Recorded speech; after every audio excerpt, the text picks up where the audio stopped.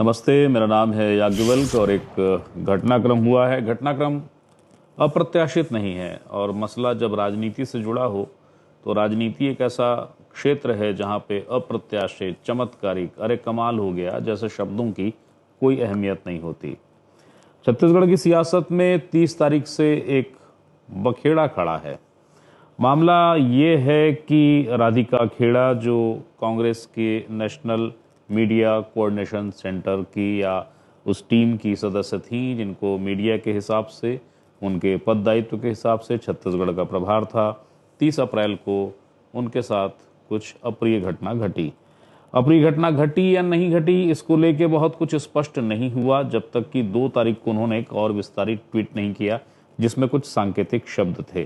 बहरहाल मसला अब ये है आज की तारीख में कि राधिका खेड़ा ने, जो बहुप्रतीक्षित था, 30 तारीख से ही भारतीय जनता पार्टी की ओर से ये दावे थे कि वो बस कांग्रेस को छोड़ने वाली हैं, भारतीय जनता पार्टी में प्रवेश करने वाली हैं। उन्होंने इस चीज़ को, जो दावे किए जा रहे थे उसका एक हिस्सा सच कर दिया है। उन्होंने कांग्रेस से इस्तीफा दे दिया है। भारतीय जनता पार्टी के वो साथी जिनको ये दूरंदेशी थी, उनके लिए मेरे पास एक शब्द है कि लवली, प्यारा। यानी कोई ऐसी भविष्यवाणी आप इतनी पकड़ लें राजनीति जैसे विषय में जो बहुत अस्थिर हो, मगर इतनी सटीक भविष्यवाणी आपकी रहे कि जो आप कहें वो सच हो जाए। मैं चमत्कृत हूँ और उन साथियों का चूंकि नाम नहीं ले सकता क्योंकि ऐसे साथी का हर दल में होते हैं हमारे, तो वो हमको सूचनाएं देते हैं, उनका शुक्रिया करता हूँ। खैर, राधिका खेड़ा जी ने इस्तीफा दिया है।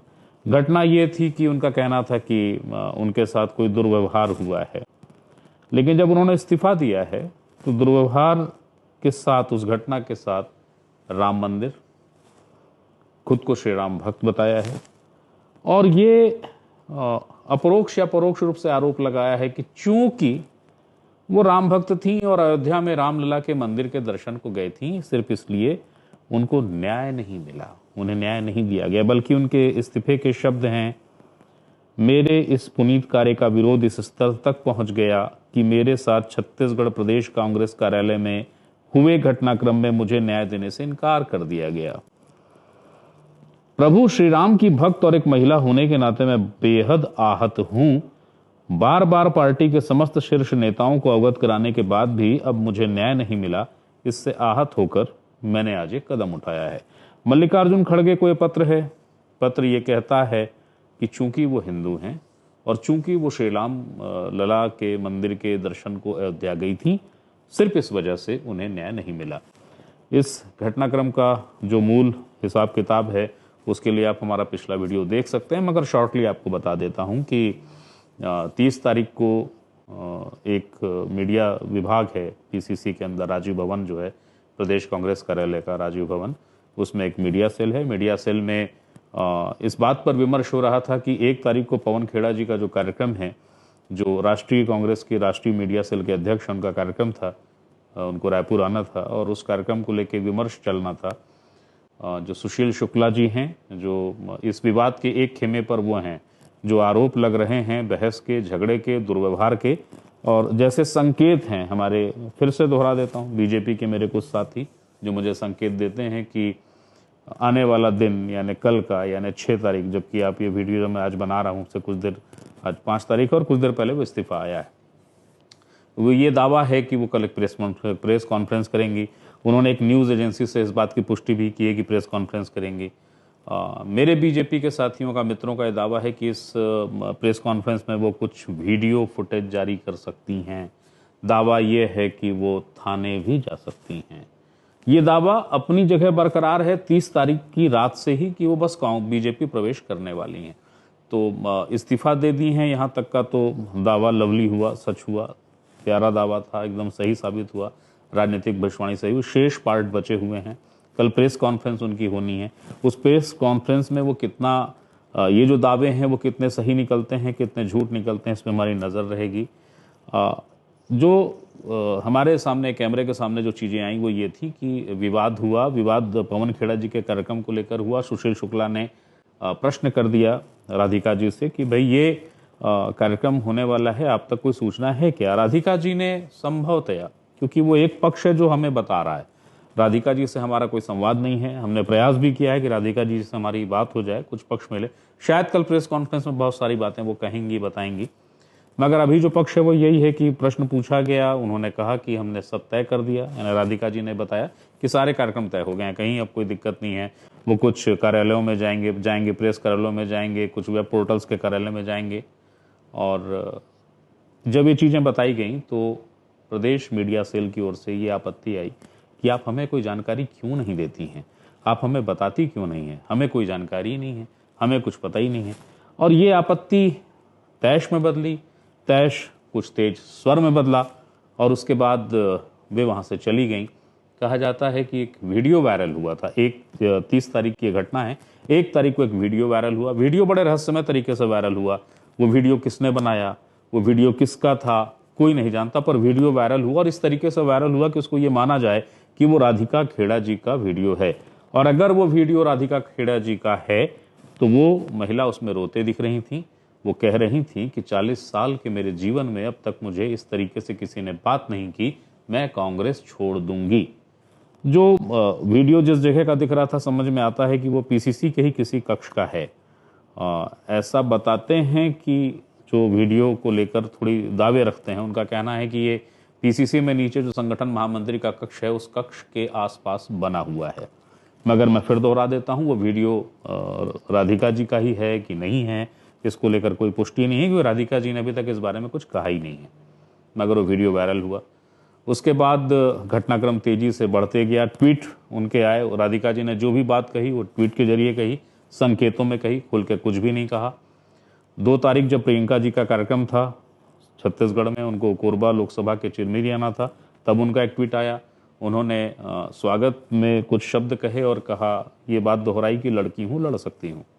इस बात को भी जोड़ लिया गया और उस ट्वीट में स्पेसिफिक उन्होंने बहुत तीखे स्वर में ये बताया, ये कहा कि जो उनकी नाराज़गी है वो किनसे है। उनके 2 मई के ट्वीट के शब्द थे, दुश्शील को लेकर कका का मोह एक लड़की की इज्जत से बढ़कर है, लेकिन लड़की हूं, लड़ रही हूं, मर्यादा पुरुषोत्तम प्रभु श्री राम जी के ननिहाल में दीदी का स्वागत है। दुश्शील से आशय निकाला गया, ये सुशील हैं। कका, ये जो शब्द है, ये पूर्व मुख्यमंत्री वर्तमान पाटन विधायक भूपेश बघेल के लिए बोला जाता है।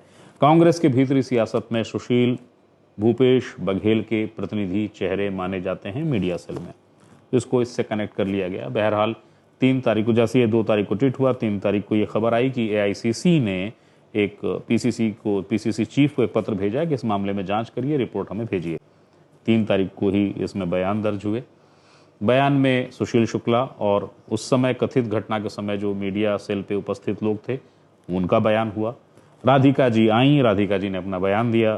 पत्रकार साथियों ने उन्हें रोका, उनसे पूछना चाहा कि आखिर क्या हुआ है। उन्होंने कहा, आज मेरी तबीयत ठीक नहीं है, मैं जा रही हूँ, बाय। उसके बाद वो चली गई। और फिर ये जो जांच रिपोर्ट है, इस जांच रिपोर्ट को लेकर पीसीसी चीफ से सवाल हुए कि सर क्या रिपोर्ट है, क्या हो रहा है। उन्होंने भी साधा जवाब दिया कि देखिए, एआईसीसी ने हमें जांच करने के लिए कहा है, बयान दर्ज किए गए हैं, जांच रिपोर्ट एआईसीसी को सौंपी जाएगी। रिपोर्ट एआईसीसी को गई, रिपोर्ट अभी तक सार्वजनिक नहीं हुई, लेकिन राधिका खेड़ा जी का त्याग पत्र सार्वजनिक हो गया है और उस त्याग पत्र में राम है, राम मंदिर है, हिंदू शब्द है। वो कह रही हैं कि मैं हिंदू हूं, मैं राम मंदिर गई थी दर्शन करने और इससे लोग नाराज हो गए और सिर्फ इस वजह से मुझे न्याय नहीं मिल रहा है। लोकसभा का चुनाव चल रहा है। ऐसे समय राधिका खेड़ा जैसा एक गंभीर चेहरा, जिनके पास एक गंभीर सुदीर्घ अनुभव था, कांग्रेस का चेहरा, यदि ये बात कहेंगी कि उन्हें न्याय क्यों नहीं मिला, और न्याय इसलिए नहीं मिला क्योंकि वो अयोध्या में रामलला मंदिर के दर्शन को गई थी। अगर वो अपने पत्र में लिखेंगे कि मैं हिंदू हूं इसलिए मैं गई थी और उन्हें जाना चाहिए था और सिर्फ इस वजह से उन्हें न्याय नहीं मिल रहा है, तो इसका फायदा किसे होना है, ये सवाल उठता है। मगर कुछ सवाल राजनीति में छोड़ देने चाहिए, देखने के लिए, महसूस करने के लिए, समझने के लिए, क्योंकि जब घटनाएं होती हैं तब समझ में आता है कि इन शब्दों के आखिर अर्थ क्या थे। और फिर दोहरा दूं, बीजेपी के मेरे साथियों ने मुझे 30 तारीख की शाम ही बताया था कि देखिए, अंततः इस्तीफा होगा, इस्तीफे के बाद बीजेपी प्रवेश होगा। खबर यह भी उड़ी थी कि वो थाने आने वाली है। थाने का नाम भी बता देता हूं, थाना था खमतराई, जहां पे वो रिपोर्ट करती। खमतराई या कुछ खमारडी, क्षमा कीजिएगा मैं दूसरा नाम बता गया, थाना खमारडी था। खमारडी वो थाना है जहां पे राजीव भवन जिस थाना क्षेत्र में आता है, वो खमारडी थाने में आने वाली हैं। वो कोई रिपोर्ट दर्ज कराएंगी जिसमें उनके साथ दुर्व्यवहार या कुछ और गंभीर चीजें जो हैं वो उसमें शामिल होंगी। मगर ऐसा नहीं हुआ, ये 1 तारीख की बात थी। दावा अब यह है कि पीसी के बाद वो थाने जा सकती हैं, लेकिन ये दावा अपनी जगह बरकरार है कि बीजेपी प्रवेश करेंगे। मगर इन 3 दावों में से कितना सच होता है और कितनी बात पेंडिंग रह जाती है, ये समझ में तब आएगा जब अंततः कल पीसी तो कम से कम हो। और पीसी जब वो करेंगी राधिका जी, तो ये भी समझ में आएगा कि आखिर कौन से और विस्फोटक रहस्य हैं जिसे वे सार्वजनिक करने वाली हैं। तो आज की तारीख की खबर यह है, राधिका जी ने इस्तीफा दिया है। अपने इस्तीफे में उन्होंने ये कहा है कि उन्हें इंसाफ नहीं मिला, न्याय नहीं मिला, क्योंकि वो रामलला मंदिर दर्शन को गई थी अयोध्या, इसलिए उन्हें न्याय नहीं मिला। कांग्रेस के लिए राधिका खेड़ा जी, जो नेशनल मीडिया कोऑर्डिनेटर की मेंबर रही हों, यदि वो ऐसी बात कहें तो निश्चित तौर पे एक सेटबैक है और बीजेपी के लिए बल्ले बल्ले वाला आरोप है। और जो बीजेपी की ओर से विज्ञप्तियां जारी हो रही हैं उसमें अब ये राधिका खेड़ा जी का विषय है, उनके इस्तीफे का विषय है, शब्द हैं और कांग्रेस के लिए ढेर सारी लानत मलामत है। मगर कल की पीसी पे नजर रहेगी।